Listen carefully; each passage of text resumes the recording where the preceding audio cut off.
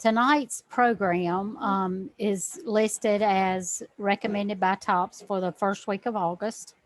It's Watch Your Steps. Let me make this a little smaller so we can see. All right, this program comes from the I can't remember which magazine it is.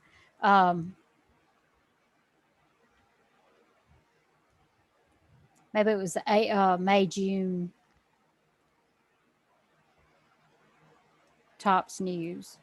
But it talks about fitness trackers, and is a fitness tracker right for you? Um, as we all know, that walking is a good aerobic exercise for us, and anybody can do it. Even people that are sit, and if they're able to move their legs, they can at least walk in place. All right, so fitness trackers. Um, of course, you've got your high end fitness trackers, and then you've got your pedometers. So you got a variety of price range there. So you need to find something you that you will actually use, and something that will do what you want it to do. So you can, the pedometers and just the low end fitness trackers will track your steps, and then you've got your high end that will do everything that you want it to do, and then you got your middle that will will check your heart, keep up with your heart rate, your mileage, your calories, things like that. And then you've got that there's several apps that you can download to your phone that you can use for step tracking as well. Um, Sometimes they might not be as accurate, especially if you don't carry your phone in your pocket all the time. But at least you'll have some kind of baseline as to how many steps you're getting. Um, so, do you use your fitness tracker for motivation? It can be a very motivational tool. It can also be used to um, compete against yourself, basically. So when you set your step goals for the day, or your fitness goals for each day, you just challenge yourself to get that, to make that step goal. Um,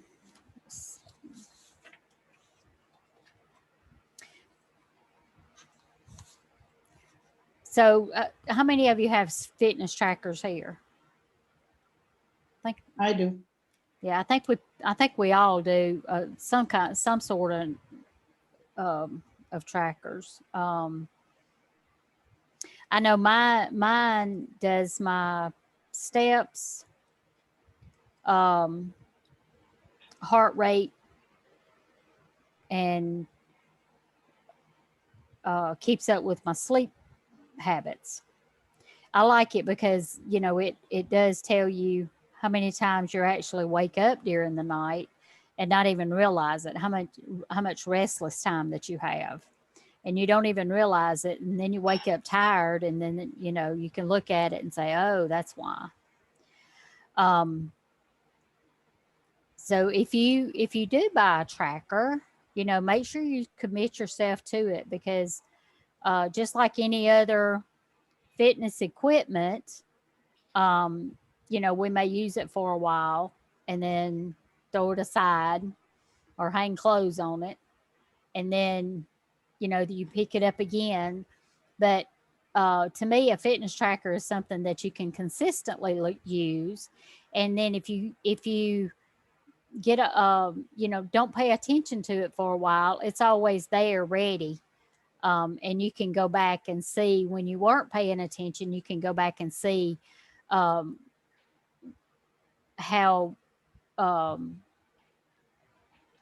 how your fitness levels have changed during when you weren't paying attention. Um,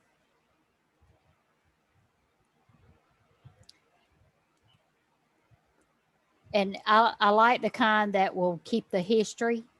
That way you can go back and see, you can go back and look at when you when you were feeling better or when you were losing or not losing. You can go back and tell, look at the fitness level and see why. Um, so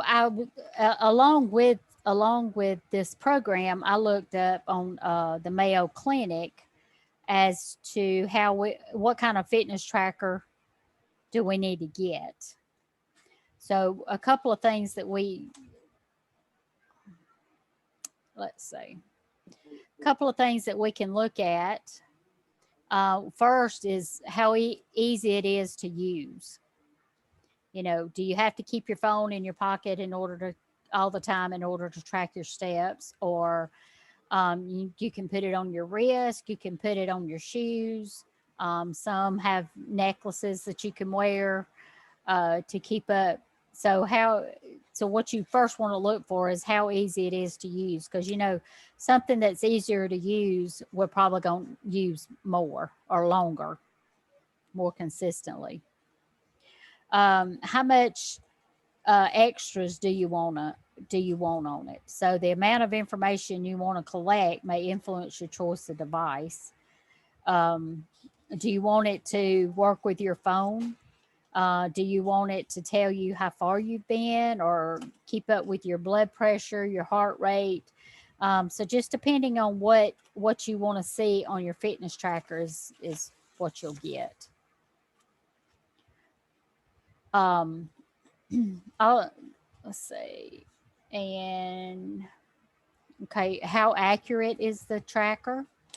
And sometimes before you really get one, I mean, I think we all kind of researched them a little bit and asked people about different ones and things like that.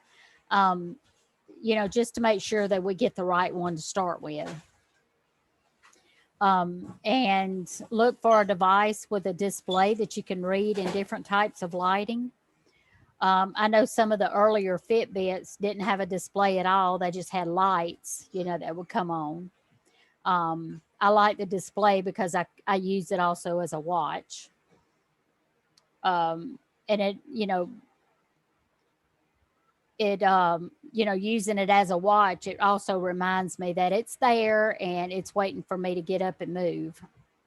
The other thing you want to look at is the price. How much are you willing to spend based on the features that you want? And, the prices do range tremendously. All right. So how do you set, when you get a fitness tracker, how do you set a baseline for the number of steps that you want to set your goal for? So pretty much everybody says that 10,000 steps a day should be your baseline. Well, if you if you don't normally walk, but 2,000 steps a day, you don't want to start out putting on a fitness tracker and all of a sudden get 10,000 steps.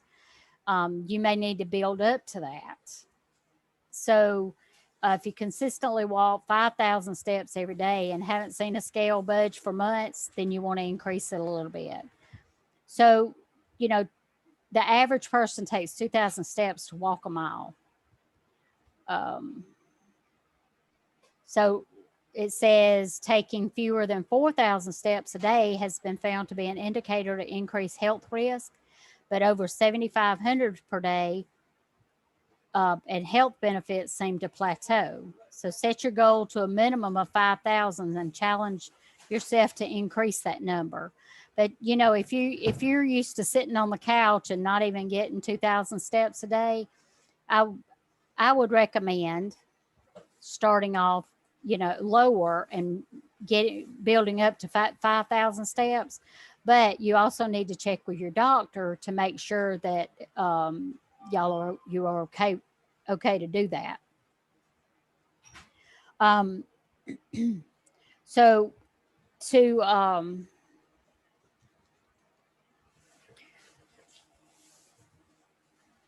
and most fitness trackers will, if you set, if once you set your goal, if you get less than 250 steps a, an hour, um, mine sets off about 10 minutes before the hour and says you need to get up and move.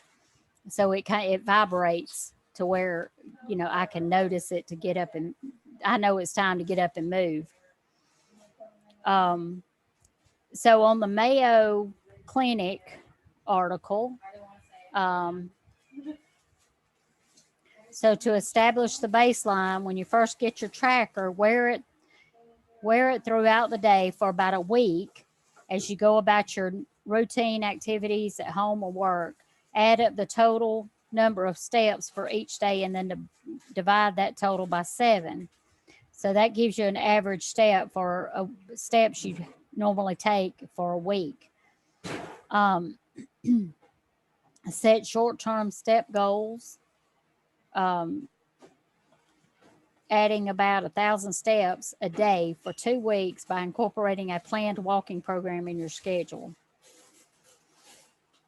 And then you want to set a long term step goal. So if your long term step goal is 10,000 steps a day or even 15,000 steps a day, you want to build up to that. And track your progress. A lot of the fitness trackers will also have attached to your or connect to your phones or your computers, so you can go in there and look at the history, and track your steps, or you can manually track it. um, so at least you'll know where you've come from and where you are headed.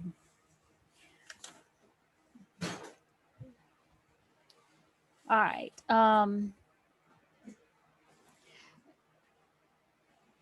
So these are good points here. Getting up and walking a few minutes every hour keeps your joints lubricated, blood flowing, and muscles loose. So how many of us have sat there for a while and then tried to get up and you had to sit back down and start over? I do that occasionally at work. Yep. Uh, so that means you've been sitting way too long, and we just have to get up and move sooner. So it may not raise your heart rate, but will make you feel better overall in preparation of a bigger workout you have planned and later in the day. Sitting for 8 or more hours per day greatly increases your health risk, but breaking it up by even 5 to 10 minutes per hour makes a difference. So fitness trackers will give you a reminder to get up and move every hour. And like I said, some of us need that because we get so busy.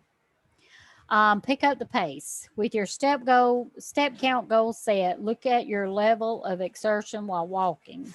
The fitness trackers that monitor your heart rate will help determine what pace to set or to maintain your time in the zone. So the formula for calculating heart rate is subtracting your age from 220. So try to maintain that for 150 or more minutes per week. So this means picking up the pace and swinging your arms so you can get your heart rate up.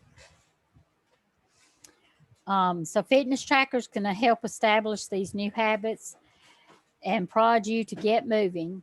But just like a new pair of running shoes, trackers won't make a difference if you don't use them to their fullest.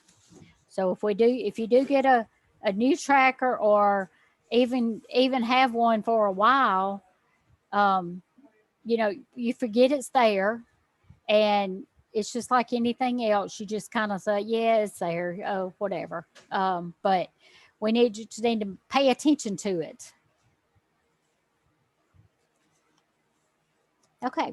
Any comments, additions? Well, I was going to say, I just think that they are fantastic. Of course, everybody know I love my Fitbit.